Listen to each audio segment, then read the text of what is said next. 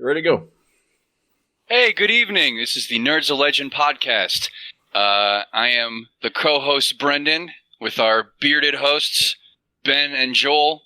We'll be talking about part 4 of Norse mythology, covering Utgard Loki and dealings with the Jotun.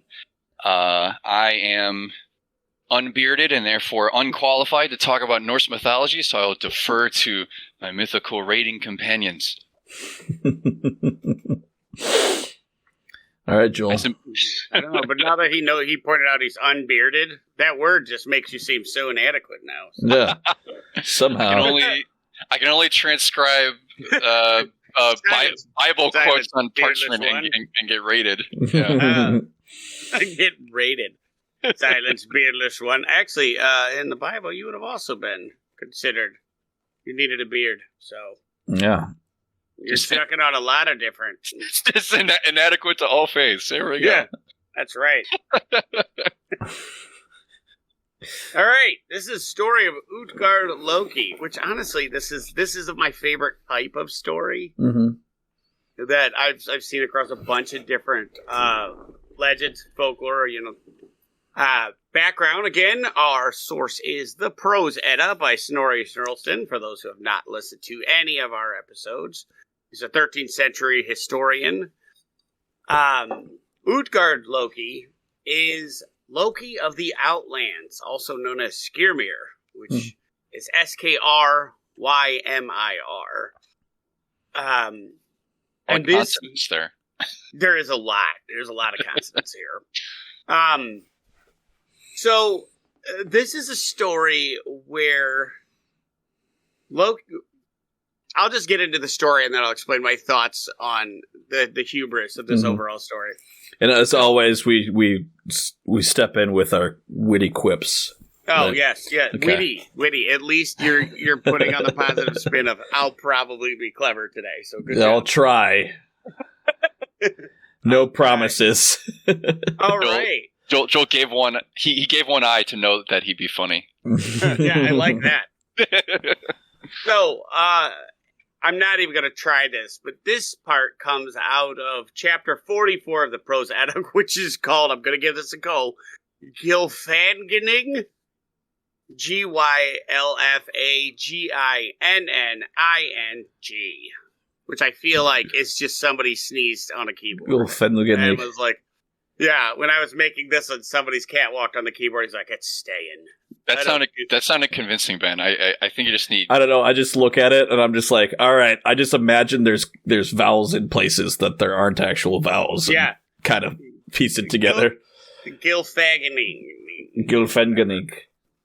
Yeah, you know what? Give it that one. That one I'm going to give it to Ben. That sounds super confident. You need two things. You need confidence and a sort of death metal growl. Gylfaginning. There it is. This is a tale, and the characters in this one are Thor, Loki, and two of Thor's servants. Falfi, which is, it looks like a Pjalfi. Falfi. Yeah. That's how I'm pronouncing it. Yeah. And Roskva. Roska's easy. I think it's Fjalfi. Yeah. That weird P thing is really killing me. Or Thialfi, I think. But anyway, so the story. Thing. That weird P thing, the UTI. Yeah. Yeah. The UTI, I get it. But thanks. I hate you. He's so pleased with himself. All right. That was a pretty good one. The four of them are traveling in Jotunheim, and they come to, and it gets dark while they're in a great woods. They find an immense building, and they enter the shelter through the side room. They realize, and throughout the night that they're trying to weather in this giant building, there's a series of rhythmic earthquakes. Very soon they realize this is not a building. This is a glove of the immense giant, Skirmir. And so Thor, in his brilliance, sees this giant who is there sleeping in his glove, decides, I'm going to hit him with my hammer. And so he hits it with his hammer twice. And this not boom, boom, like one, and then he waits, and then he does another. Each time he hits it with the hammer, the giant's like, something fall out of the tree, acted like an acorn fell out of the tree, or maybe leaves had fallen and hit him in the head. Yeah. And he says, if you go to the castle of, one of his pronunciations is Utgard, they won't be so understanding of his rudeness. Mm-hmm. Utgard is another name for Utgard Loki. Mm-hmm. Well, that is how we refer to him. He's written as Utgara Loki, anglicized as Utgarda Loki, or Utgard Loki. We are going to, for the rest of this podcast, refer to him as Utgard Loki. He said they won't be so understanding, and his castle's straight ahead. Keep on going. Mm-hmm. So the morning rolls around, and they take off. Apparently the giant has been hit in the face twice. It's like, we're just going to let bygones be bygones. You tried to kill me, but it's all right. And they keep on going. The four come to a castle so large that in order to fully take it in, it's actually written, they had to turn their heads, they had to bend their heads as far back as their necks can go to get there. They are unable to open the gate, so they have to squeeze in through it. One of the versions that I read, this is from that Gospel of Loki book, was that also he's like, I'll lead you to the castle, and they can barely keep up with him, and he offers to take their stuff and carry it for them since they're tiny, so that they can make better time. And then he, at the end of their 1-day trip, he keeps their stuff in his bag, and he's like, "Oh yeah, you can get your food out of my bag if you want." But his bag is so securely tied that they can't get it open, which comes into play later. All right. Sorry. So that's okay. There's a lot of that's a common theme in this story. Mm-hmm. So there's a lot of you have to prove you can do something. Bet you can't. It's very childish. Mm-hmm. Bet you can't do as much as I can do. But that's what it makes you think of. It makes you think of my children when they're younger, and they're like, "Can you lift this couch? Are you as strong as me?" It's very silly. Well, it sort of plays into I don't know if you guys are familiar, but skaldic poetry at the time was a lot of this sort of these skalds are bards who are basically professional poets. They'd basically have rap battles where they just insult each other in rhyme. Yeah. So it sort of plays into that a little bit. It's very silly. But anyway, so back to this. They get there, they sneak into this castle, and they see Utgard Loki, the king of the castle, sitting, and he says, no one's allowed to stay here without performing a feat. Proving that you're better than you can do something better than one of my giants or something. Literally, yeah. No guests can come in my house unless they can do it. So, the first one, Loki comes in and is the first to speak, shocking to nobody. This is Loki, the god of mischief, not Utgard Loki. It gets confusing. It's like Mac and Country Mac, and it's always fun. Yes. And Loki says, "I can eat faster than anybody alive," and they're like, "Right." So Utgard Loki brings forth a being named Logi, and they are supposed to, and gives them both a trencher of meat. Says whoever eats it first wins. You start on that end, you start on the other end, and eat towards the middle. The version I have says they have a trencher. Says go for it. Whoever eats the most wins. It's like Lady the Tramp. They gotta eat in the middle. Yeah, and Loki almost gets to halfway before Loki just slams all the way through it but he does eventually beat him. So we got one lose. So this is the version I read that yes, Loki, they both met right in the middle, but Loki also ate the table. Yeah. So wow. See, I don't have that. I don't have that. Yeah. One. I have. They eat. I do remember eating the table as well. Which funny. We'll go on to a different story. in a second, because there is another parallel of a folklore like that, but we'll talk about that after I finish. The next one is a foot race. And Falfi's like, I'm pretty good at running. And so Utgard Loki calls for a small figure by the name of Hugi to compete. The race, they're supposed to run from one end of the room and back. And they take off, and Hugi runs to the end of the room and back and meets Falfi and runs with him. And so it looks literally like Hugi just burned him. It's like the Roadrunner and Wile E. Coyote. Like, he... Yeah, it's like he's already completed the race, and the dude's just like hitting the first turn. Like, yeah. It says in this one, Falfi loses by an arrow shot. He says Utgard comments he won a fine race, but he has no confidence that he'd be able to do that. He's like, you've won one, you've done a good race, but you lost. The next one is Thor, and this is the most Thor challenge ever. He's like, you have to drink all of the mead in my cup. And so he gives it, Thor is given 3 huge drinks. And he drinks, and he drinks and drinks and drinks and drinks, as much as possible. After he's done, there is like a tiny little bit, maybe, from the lip of the cup to the bottom. It's barely gone down at all. Yeah. So he fails. And then his last task is lift up my cat. He's like, so Thor lifts up the cat, and this cat's like weird. It's a gray cat. He lifts up and he stretches. He manages to get one paw off the ground. And everybody in there is like visibly like, holy fuck, he got the paw. But he fails, and then the last one is Thor, of course, in a Thor's way, he's like, this is bullshit, I'll fight anybody. Because why not? And Utgard Loki calls for his nurse, Ellie, an old woman. And they wrestle, and the longer they fight, the harder it gets for Thor, and eventually he goes down to one knee. And Utgard Loki calls off and says, to continue this fight would be pointless. You've obviously lost.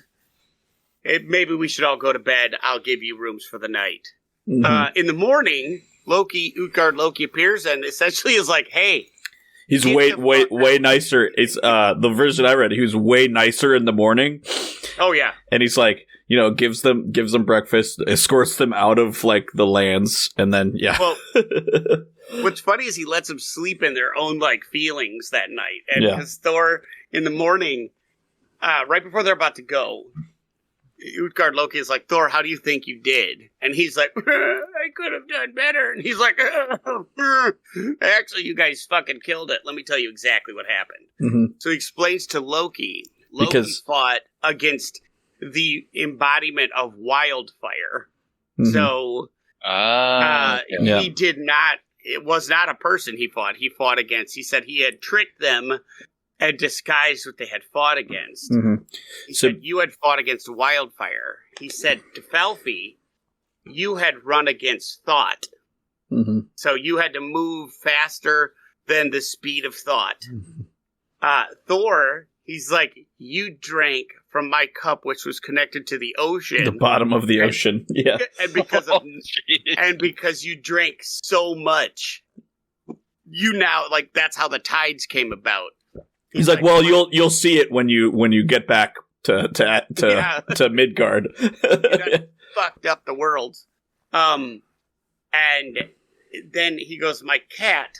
That was the Midgard serpent, the snake that goes all the way around the world. That was Jormungandr, and you almost pulled him off the seafloor. Yeah. And then he goes, the old woman you wrestled was old age. She goes, and nobody can fight her. Yeah.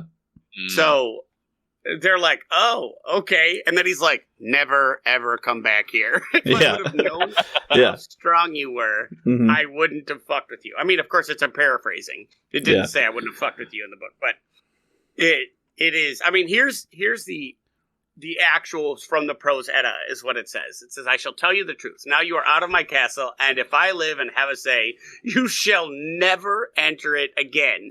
And I would indeed have never let you in had I known your strength beforehand. Yeah. You were very close to bringing us great disaster. You see, I cast delusions on you, so that it was I who met you first in the forest, and when you tried to untie the food bag, I had tied it with a magic wire. You did not find out how to untie it.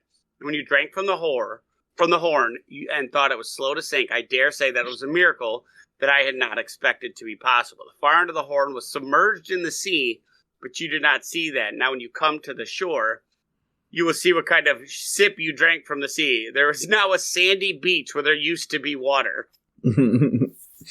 So... hyperbolic ability. Yeah. Yeah. Wow. Yeah, so that's the entire story. That's the story as it goes. I love these type of stories. I like the stories of... Well, it's interesting. So when I read the thing, he was like, wait, because when I read the Gospel of Loki or whatever, it was like, wait, Utgard Loki? And he's like, yeah, you think you're the only trickster there is? Like... Fuck, I can do it too. Yeah.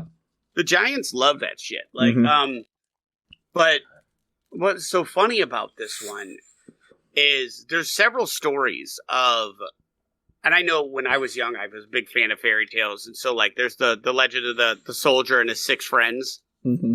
And it's the same type of thing. You know, you can keep everything that you can put into a sack. Well, I got a man who's so strong, he carries as a bundle of twigs 6 full oak trees, you know. There's the one where the guy can turn into fire. I need you to eat everything off the table. And so he burns that up and the table and everything in the room up. It's the story of the man and his 6 brothers or whatever.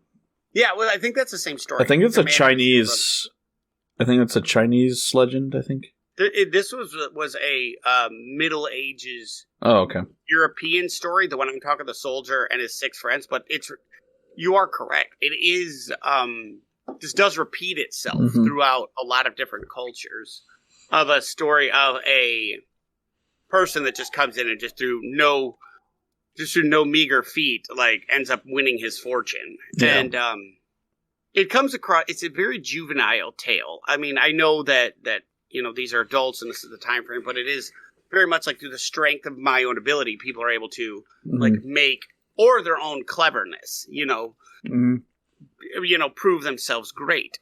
Because in this one, like, these were things like Thor would have never, ever, Thor and his compatriots would have never come close to accomplishing any of these tasks. Like, he would have had to drink the oceans dry. He would have had to lift the Midgard serpent off the ground. He would have had to literally live forever. Yeah. And he's like, lol, you'll never come anywhere close to it. And then it's like, scarily enough, you did. You did. Yeah. You're really close to fucking shit up, you know? And yeah. What is funny is, like, this is a story where it's like, you look like you failed. You know, like, you didn't make it. Just kidding, you super killed it. You know? Like, and this is another representation of, like, the might makes right. Like, they're stronger than strong and faster than fast and smarter than smart, you know? Like, all of this stuff. Right. But this, go ahead. I think this one is interesting too, because it's like an instance, it's a tale where, like, for once, like, Loki and Thor are, like, being buds, and then also it's like Loki's being friendly with somebody, like, not trying to fuck somebody over, but also it's an instance of, like, someone, like, getting one over on Loki. You know, it's like, like, usually it's like Loki's the one being like, oh, I'm tricksy, blah blah blah, but this time it's like you got out tricked. I have to be honest, when you were telling the story, I was waiting for Loki to polymorph into something to cheat. Yeah. Like, yeah, you'd think it would, but yeah, some massive animal to eat all the food very quickly or something. Yeah. As like I said in the Gospel of Loki, it was like, so I think we've talked about it, but, like, he is literally in that book Loki is wildfire. Like he's like his natural state is wildfire. He's a demon or whatever, as opposed to like being a Jotun. And I think it's like an interesting sort of place to be, because like it's like, yeah, Loki almost beat wildfire. He is wildfire, you know. Or right. See, I've heard retellings where that one also, instead of him being up against wildfire, I heard that it was hunger. Mm-hmm. But it's all or famine or something like that. Yeah, something that is like you can't. It's not a physical thing. Yeah, like it's not like a person. It's like an embodiment of like a thing. Yeah. So there was a thing in the story I read where like all of these like gods and Jotun or whatever like have a rune that like embodies them, sort of thing. So it's like basically like Utgard Loki is like, because he's a Jotun, has a mastery over a bunch of these different like rune like spell things. So it's like the Logi is empowered by the rune of wildfire, and the Ellie is empowered by old age, and you know, all that stuff. I wish I could remember what the rune it was that was binding the bag, because it was funny too. I didn't see the bag in one, but it's just that whole story seems very childish, and you know, like it reminds me of like my son when he was very little, and his friends were like, they would just annoyingly run around the house and like power lift edges of couches and like tables and look at how strong I am because I can push things on its thing, and you're like, you know, you're not really that strong. You're just, but whatever, you're just moving big things around the house, you know. Yeah. Like, but good for you. And it was to me, it was humorous, you know, that they kept that going. But this is what the whole thing was. It's like, oh, you're thinking tough. You're going to stay here, eat all my food. And you're like, okay. Yeah. So it's. You said there's a tangent you wanted to go on earlier, I think, but that. We've already journeyed on it. It's like this type of story is represented in a lot of places. Mm-hmm. And I think it, at the time, and now again, personal opinion, this has nothing to do with anything research, this is my personal opinion, is I think at the times, people had, like, greatness was usually inherited. Like, you were either a lord or a chief or something by right of birth. Mm-hmm. But there were stories abounding of,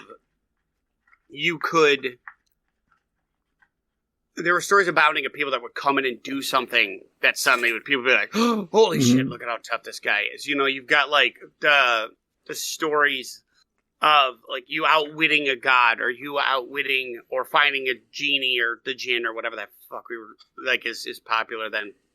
People coming in and tricking a king into like letting him marry daughter. Like there's tons of these stories of people, just regular ass people walking in and through cleverness of their own achieving some sort of greatness. And everybody likes these stories. Like the person who's nobody who ends up being the greatest of something. I mean, we see it all the time. Yeah, it's like Sherazade in the, you know. Right, she just was able to entertain the dude until he forgot he was trying to kill her. Yeah. And then, you know, and it's like, again, Harry Potter, the same thing. What is he? He's nobody, but through an act of something, he became the most famous person. And we love stories like that because they feel attainable. Mm-hmm. And these stories have them come and do a mundane act. Mm-hmm. And yeah, sure, one of them's Thor, and Thor in typical Thor hubris, you know, is like, oh, I didn't lift your cat up, or I didn't empty your horn, I'll fight you. You know, like that's very on brand for Thor. Thor's idea is hit it with a rock. Oh, I missed, I'll hit it with a bigger rock. You know, so these stories kind of like make you think that some things are attainable as just a regular dude. Because Falfi and Roskva are his servants. They're not in the Pantheon. They're not anything great. They're just servants of Thor, but yet one was like, look at how fast I am. Yeah. And even he achieved some form of like honor. And it just seems like the tales of So I believe in the story I read, it was Roskva and Thialfi are the children of, so like Thor and Loki go visit. They're like, hey, let's go and like visit this random farmer and see how the mortals are being, how hospitable the mortals are being to guests or whatever.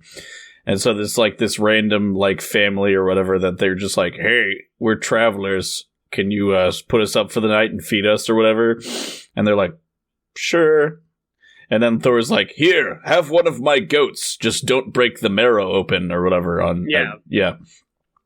And then the next morning, Thor's like, he finds out that the dad had like, or Thialfi had like cracked one of the bones and sucked the marrow or whatever. So then like from then on, one of Thor's goats that pulls his chariot was lame. But then he like brings Röskva and Thialfi, because that's when Thor like and Loki reveal themselves as being gods, and they're like, they ask to like follow along, and so they take them on their adventures or whatever. So yeah, there's very one of the things that I find hilarious about this one is there's no moral value. Like raised in a like, I just remember all the stories as a child.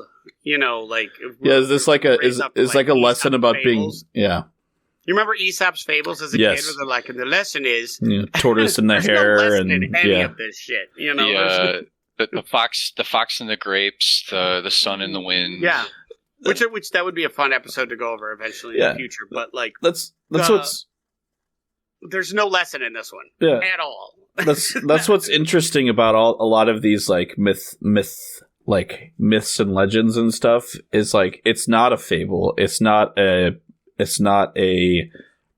parable. It's literally just like, this is how badass our gods are. Yeah. You know? And that's exactly what it is it's like, look at how tough they are. Even when they fail, they kick ass. You know? You're like, okay. But go ahead.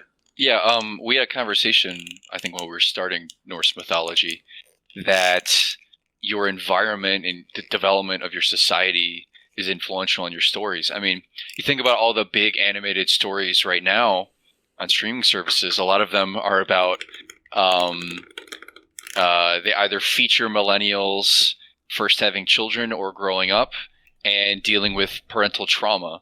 So Encanto is about dealing with familial trauma. Turning Red is about dealing with familial trauma, right? Yeah. Because millennials have anxiety and stuff. Yeah. When you don't fully understand preternatural forces like volcanoes and weather, and life is brutish and short, and you're still in a level of your society where you're raiding and pillaging and it's like there's a chance that you're not even going to survive the winter if like you have a bad harvest or whatever, and you prepare improperly or whatever. Yeah. So what is a desirable trait? Might. What is a desirable trait? Keeping down your liquor.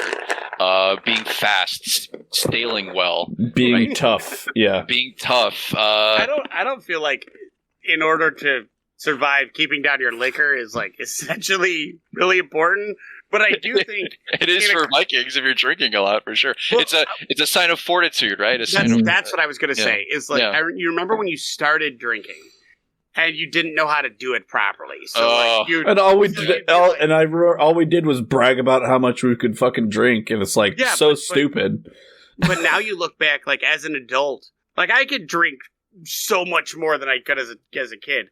Because I learned something. You don't do 42 shots out of 30 different types of liquor. Like, you know, you learn to say no. You learn to be like, do you want Jaeger? No. Fuck you. I just want to coast this buzz, man. Just like, leave me alone.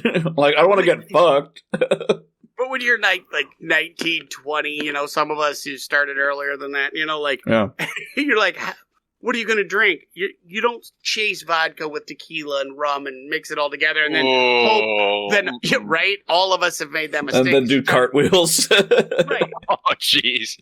You don't do shit like, I bet I can drink out of this keg upside down while two people hold my feet. I mean, I'd do a keg stand again. It's been a while. Any of that shit. Because you think to yourself, like, that's dumb. But when you're a kid, you know, you're like, I'm a man. Look at how much I can drink and not blow chunks. Or, you know, or like car bombs. I still don't understand car bombs. Yeah, but I'll still do one. Like, those are good. I'll do an Irish car bomb. No, I still don't. I still don't understand those because I can't chug. So it's like by the time I'm done, I'm like, But that's the difference is I don't chug them. Like I've gotten to the point where like I drink. I very rarely drink, but when I do drink, I choose whiskey because it's a sipping drink. You can have it, you can sip it slowly, and you get to that maturity where you're like, what is this? Well, this whiskey's, it's aged, you savor it, you savor it, you drink it, but you don't, nobody takes a glass of whiskey and pours it back. Like, why would you do that? First off, it costs you $11 for just a drink, $23 if you're in the city. Depends on the whiskey, but yeah. Right. Like, nobody takes that. Nobody's going to get an old fashioned and shoot it back, But when you're young, you look at the person drinking one drink, and it takes them 45 minutes to finish it, and they're like, look at that little bitch over there. I'll never be that weak. And then you find out he's like some upperclassman that's been like coasting a buzz since like 11 o'clock that morning. Yeah, the right level of fucked up all day. And you get in there at 9 p.m. and at 9:30 you're praying to the porcelain god. Wondering why you did this to yourself. You bring that old man's like, I've been doing this all day. You bring up a really good point, Joel. A lot of what we learn about the world around us is from the tales we're told. In our youth. My opinion of intoxication and of drinking came from stories for a very, very long time. I played a DOS game called Ultima Underworld 2. It came out in 1992. I played it when I was like 6 or 7 in grade school, and you could get drunk in that game. You could drink like 8 wines and beers, and the vision would get stilted, and you'd like run at an angle, and you drop your stuff. And you read about Noah after the flood, and his daughters are like, "Well, got to repopulate the earth." Noah's not. Yeah. Noah's not too keen on that, so let's get him drunk and hop on. And of course. That's the single worst explanation of that part of the story. So Noah's like, "Oh, my head! Man, drunk and hop on." Yeah, I'm trying to take the edge off of the Old Testament, which is. I like how that was the phrasing you. That was the story you went to. You like. I mean, I was 7 or 8. I was 7, like reading the Bible, and you're like, "Oh my gosh, the problems that's what already." You took out. What did you talk about in your family on a regular basis that you're like? Let's, they start. I had a Bible with illustrations. I had a Bible with they illustrated. No. They illustrated dropping the milk. That's illegal, right? Not in the Bible. In the Bible, that story is. The Bible is just Dragon Ball Z, man. I don't remember the part where Chi-Chi banged Goten. So. Oh man, I remember. Gohan, Goten, what's going on? They give us. Mommy's home. Gross. Gross. I hate it. I hate these references you're bringing up. I just love childhood and early teen years are ruined. The fun one was when it's in Dragon Ball Z Abridged when Goku comes back from Namek and Chi-Chi's like, "You're making me a baby."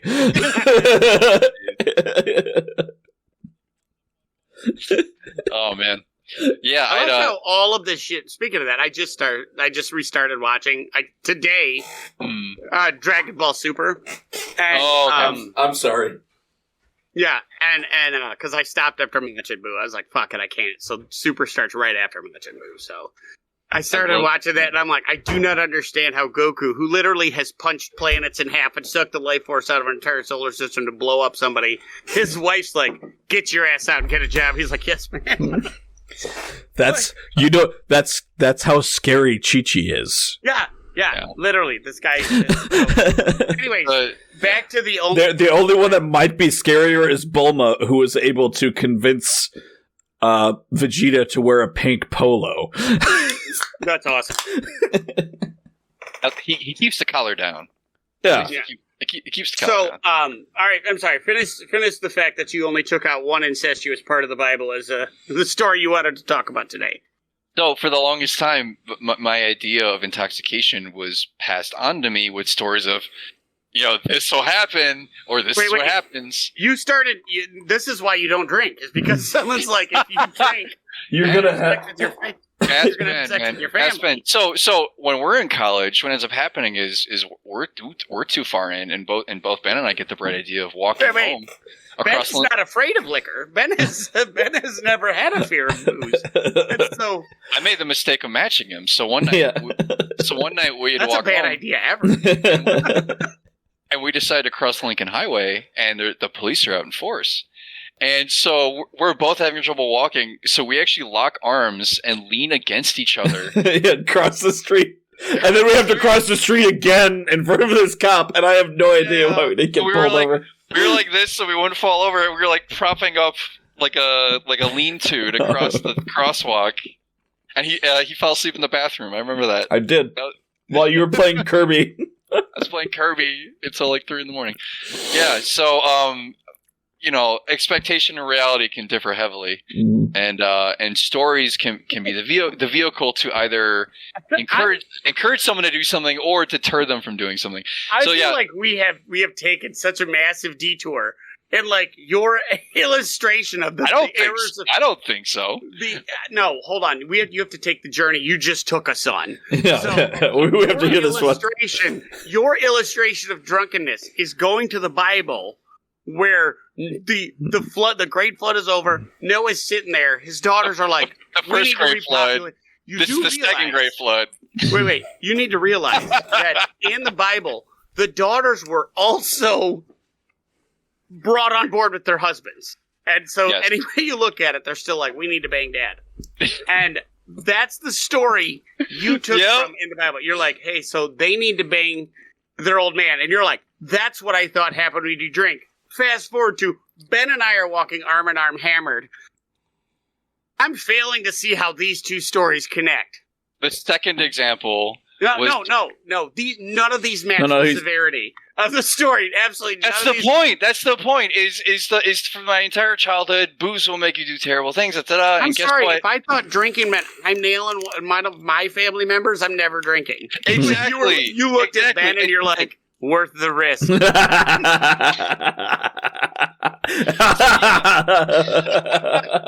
So, Bazinga, yes. my story did not end like. And you banging back. I guess that's good. Did not. No, I had a Nintendo 64, so I was. I mean, you have to remember, Joel. We grew up during the peak of the Dare campaign, whereas like if you do this thing, you're going to like die. But in the same vein, they tell you, like, so a drug dealer is going to be on a street corner. And then you try to... there was no middle ground back then. They told you how to do the deal. So I didn't even know what a drug was. And they're like, this is what a drug dealer looks like. This is where they hang out. This is how you ask for it. And there's kids in class writing it down. Yeah. So, dude, I honestly was under the impression that I was going to get a lot more action in high school than I thought. But I was let down constantly. I mean... I was promised free drugs in the DARE program, and I was not given them. So I don't know where the fuck these guys were talking to these drug dealers that were handing out free weed. Well, I went to a predominantly Christian school, and they told me that I was going to be as soon as I set foot, when I was in until 8th grade, I was in a predominantly Christian school, evangelical. So facts had nothing to do with anything. So then I was told they also don't care about your feelings. They don't give a fuck. And so I went to public school starting in 8th grade. And they're like, as soon as you walk in the door, everybody's going to bang you. And they're going to force you to do drugs. Ooh. My high school was nowhere near that cool. I had to work to see a boobie. I failed to see the problem. They didn't. Now, at the time, sex equaled immediate. The minute you come, which I didn't know what that was either. You're going to be smited and stricken from... No. The minute you finish, you're shot right down to hell. You're still orgasming as you're sliding into hell. So, I was terrified. My immortal soul was at risk. I was going to be a drug addict, all of this other stuff, and all of it's going to be forced on me. No. I first off, almost all of the boobies that I wanted to see in high school, I did not manage to see. And I had to work to find drugs. None of this shit was there. I was promised a much, much easier access to this stuff.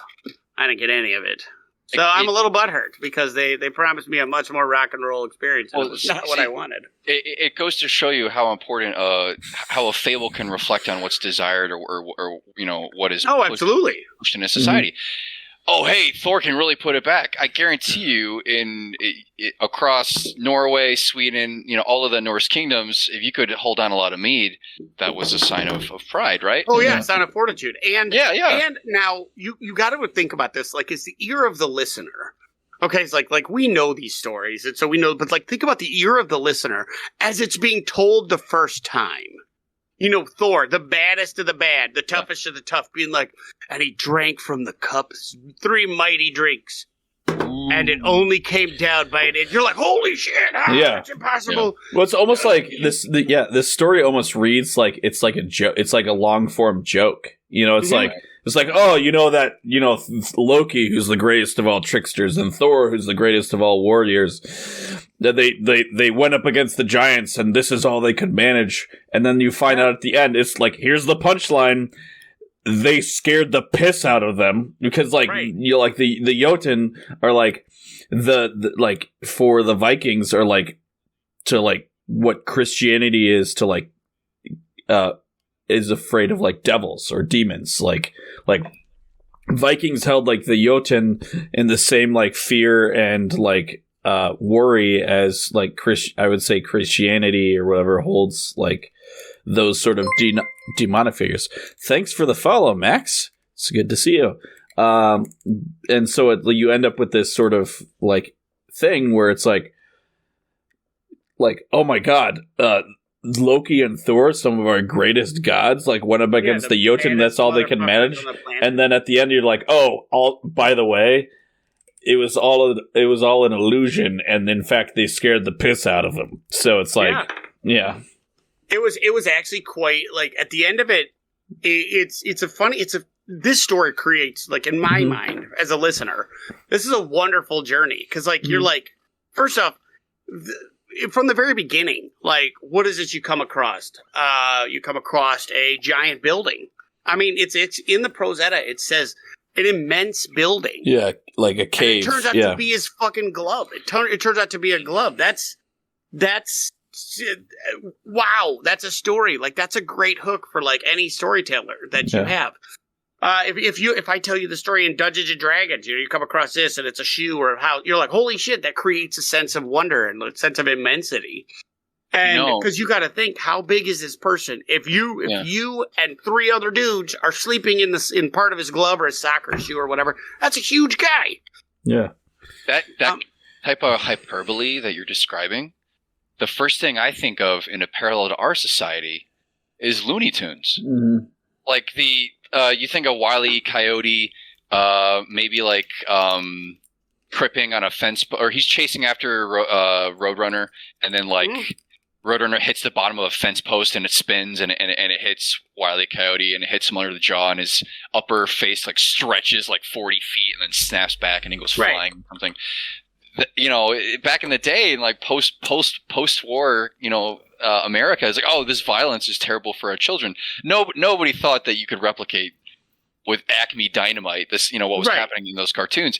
It's the hyperbole of these stories almost lends itself to like you can imagine a father telling his children these stories to describe the immensity of the ocean, or how quickly you need to think and how dangerous fire can be. I mean, you can see that it is. And I mean, like, but then half the fun of it too is the larger than life response.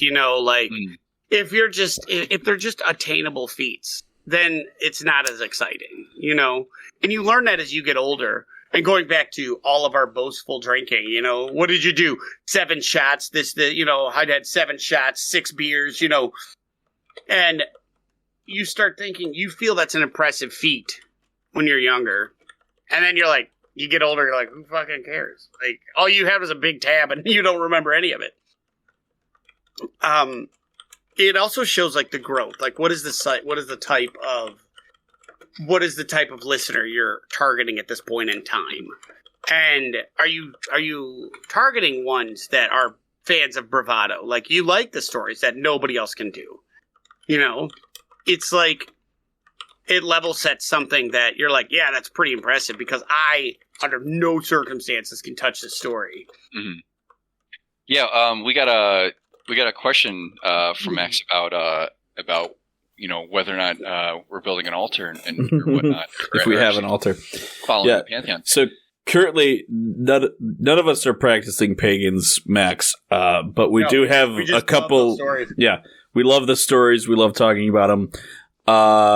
But we do have some pagan listeners. If you are interested in that, we could probably get you in touch. So. I had a buddy in college who actually you remember Tim? He specifically worshipped Thor. Yeah. He was Finnish and Danish, and it was part of his culture, it's part of his history, and he was very proud of it.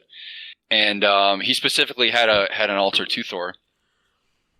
He was also a huge fan of Power Rangers, and he didn't clean his room much. So I remember specifically the altar to Thor often had like a Megazord on it. I feel like that tracks. So it's kind of it was a mix of like tokusatsu super Sentai stuff as well as Norse edification. So it was a very interesting combo. But I feel like if Thor was modern day, he would have a Zord. I feel like he would definitely be like Power Rangers. Oh man, imagine a Thor Zord with like a hammers as long as the mecha suit. That'd be fantastic. Be awesome. We've been watching Record of Ragnarok and the anime, and Thor's in the that one is the most historically accurate. I don't know about that. No, I love that one because it's like I love the animes where they're like source material. Look at the title. What about characters? All right, them too. Anything else? Fuck it. We'll make it up as we go. They don't exactly have the TH sound in Japanese, so they call him like Toru. Is the closest they have. He's his hammer, which is literally like it's obscenely large. And bigger than he is. Very, very hyperbolic, like these stories we're talking about. But yeah. Oh man, take Reckon and Ragnarok, but give him mecha suits. Oh, take my yen. Take all my yen. That would be fantastic. I watched that terribleness, and the only thing that really bothered me was, one, Zeus had no eyeballs. That was fucking weird. But he's like Roshi. He's got really tiny eyeballs, and then when he gets really mad, they light up like flashlights. And he swells up like Roshi does, too. He swells up. Yeah, he's just like Thor Roshi. Looks like a girl. The one across Bishonen. the board. He's Bishonen, so he's like pretty boy. He's very. But across the board, Thor is bearded, like more manly than manly. Like his body hair has body hair. Like he is the living embodiment of testosterone. And in this one, he's like, I actually have all the stupidity, and I know it was Record Ragnarok. I knew it was going to still suck ass. Like, I knew it was going to be. We fucking love that show, dude. It's junk food. I love it. We're talking by sucking ass. We're talking by faithfully following the source material. Okay, vigorously sucking the ass is what you're saying. Yeah. So if you're looking for something that follows the source material, absolutely not. Don't even walk in the room of this. But except if they're for enjoyability, through the roof. It's so horrible, and I love it. But I'm so mad because every time I'm just like, yes! It's like, we're done. Wait another year for the... They cliffhanger you all the time in that anime. So much cliffhanger. No. We'll go on an anime tour later for this, but we're getting up to time. This was one of my favorite stories. This is one of the stories that embodies my favorite type of stories. I enjoyed looking into this one. I enjoyed researching it. Yeah, it's just because you love subverting expectations so much. I do. I love the idea of, like, you failed. Did you really? You actually kicked so much ass, we were unprepared for how this came out, you know, like... It's a callback to what you mentioned earlier, Joel, in previous episodes. We've talked about how the Norse Pantheon are very human in their ability to fail. They get jealous. They have vengeance. They have vendettas. Mm-hmm. They're mortal because a lot of them know they're going to die in Ragnarok. So a lot of them have to deal with mortality. But it's my favorite part of this story is now at the beginning of it. As soon as they get into Utgard Loki's castle, each one of you must perform a task. Mm-hmm. And so it goes in order. There's Loki, Felfi, Thor. Thor fails. And it's like, everybody knows that bro. That's like, one more time, bro. One more time. Let me do it again. So he's like, let me try again. He's like, it wasn't my best. I can do better. So he failed the drinking. And and he's like, fine, pick my cat up. And he lifts the cat up one paw up. And he's like, I'll fucking fight you. Everybody knows that guy. Everybody knows that guy that cannot fail. And if he does, he gets specifically butthurt about it. My buddy Mike, I can specifically see him now. He has enough drinks, he'll try anything. Yeah, and what's funny is, like, that is a relatable character. That is a character that's like, you get the wild insecurity, because above all, like, Thor has insecurities. He has to be the strongest. He has to be the toughest. Anybody shakes that foundation, you see time and time again in his stories, him being like, no, I have to come back harder and hotter than before because I cannot fail. Like, I am the toughest of the tough. Like, the Thor of Marvel does not fucking exist in the actual Legends. Like, he is not. Oh yeah, there's a gulf. Oh yeah, like Chris Hemsworth's Thor. Yeah. Nowhere near in Norse legend. Like, they have the same name and a hammer. Like, that's where the similarities end. And because I would be surprised if this Thor of the Legends can't even read. Like, I would be Thor. I would be surprised if Thor could read. He's, like, it doesn't make any sense. All that time you spent learning literacy could have been used to raid. Yeah. Yeah. Or he's like reading. Or something. Yeah. Reading. For, shipbuilding. Ship will make you strong, Right. He's like, hitting with hammers. That's way better. That's where his expertise is, and he's happy to stay there. But I love it. Like, the stories, like, you feel like you're watching an impressive character, like, get in his feelings. And that's why this story makes you feel like, I love it. It makes me just, like, super jazzed about it. Yeah, it's like Vinland Saga is the manga. I think it's an anime adaptation at this point, but it's about Vikings and they raid Paris at one point in there, and a lot of the moments in Vinland Saga that you're very hype about, like, oh, this is so cool, actually were performed by the Vikings. So there's a very famous part where they lift their longboats because the water's too low, like the water level's too shallow for them to approach on their longships.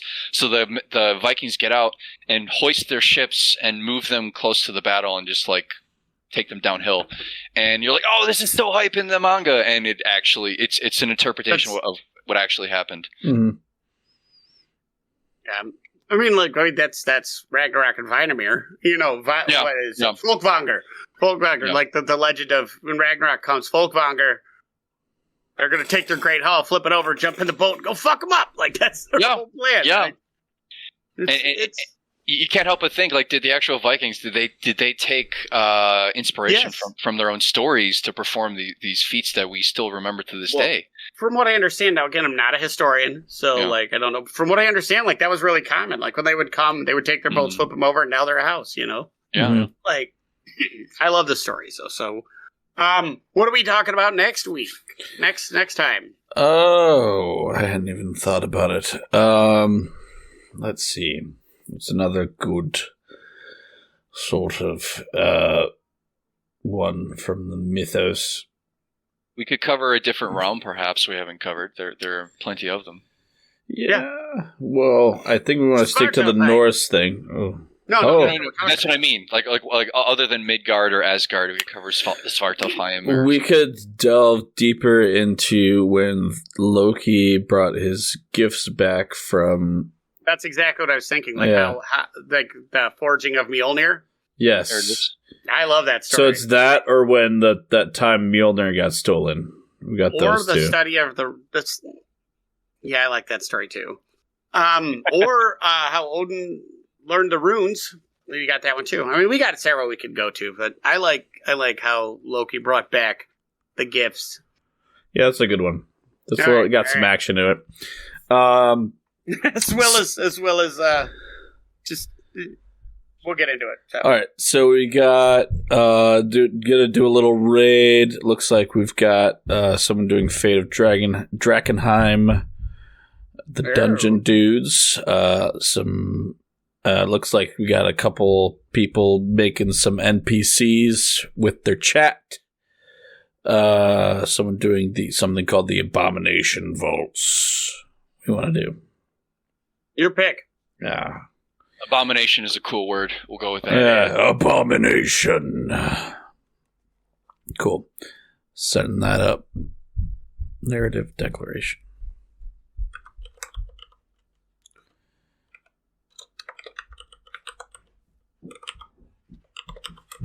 And then, as always, next week we wrap up our trilogy, the Red Rising trilogy from book 3.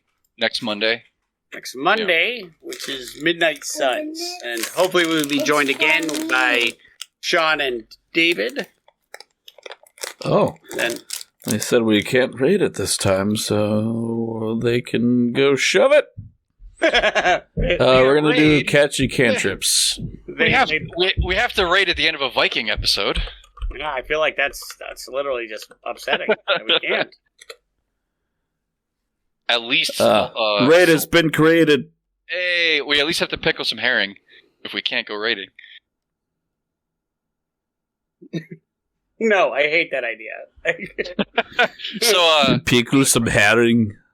Yeah, we were at Epcot, I think, for Disney 2000. I was like 11 at the time. And you could pick any of the nations from in our package in Epcot. That, like, you have breakfast in one place, lunch in another, and dinner. So you had dinner in France or whatever.